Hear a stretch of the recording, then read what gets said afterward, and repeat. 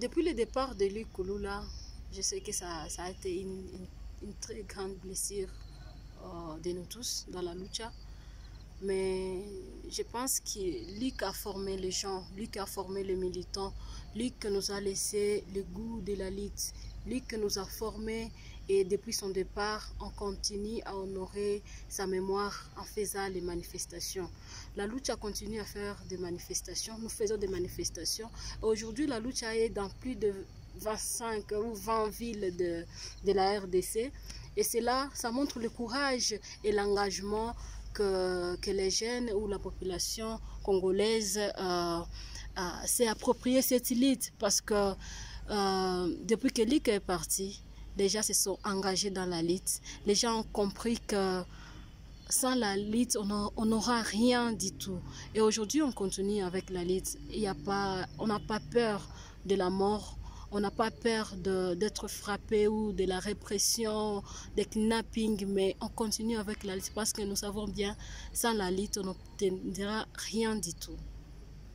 C'est vrai, il y a eu un changement et même la justice nous avait dit, a menti en disant que Luc était mort par un incendie qui n'était pas criminel, mais nous savons que Luc a été tué. Luc a été tué par ceux-là qui n'aimaient pas son engagement citoyen. Et c'est vrai, il y a eu les changements, mais si on observe les changements qu'on a eu comme une photo, c'est vrai, il y a eu changement. Mais si on observe comme une vidéo, il n'y a pas eu un changement. Le système de Kabila est resté là, encore plus fort. Et ceux-là qui sont venant de l'opposition, ils sont juste là en train de les soutenir. C'est vrai, on peut espérer sur certaines choses. Avec le nouveau régime de Tshisekedi, on peut espérer. Mais l'espérance, ça ne signifie pas qu'on va s'arrêter ou qu'on va se dire, ok, nous allons nous mettre à côté, on va les laisser de continuer. Nous allons continuer à être exigeants. Parce que pour nous, la lucha, notre démocratie doit avoir deux piliers.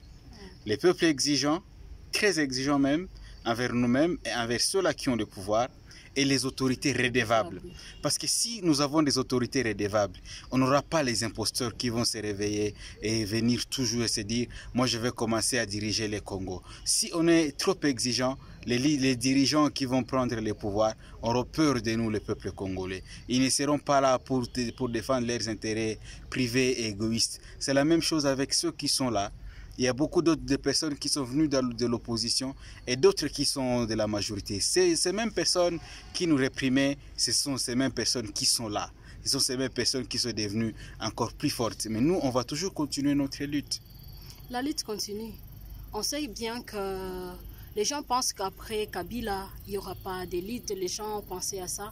Mais nous espérons, nous savons, nous avons cette volonté de continuer avec la lutte parce que nous vivons encore l'impunité, nous vivons encore la répression. Récemment, on nous a amené même à Munzenze. Nous avons passé encore 6 jours dans la prison centrale ici à Goma. Il y a des répressions partout, il y a encore des kidnappings, il y a encore les massacres qui continuent. Il y a encore beaucoup de questions à traiter et nous allons continuer avec cette lutte.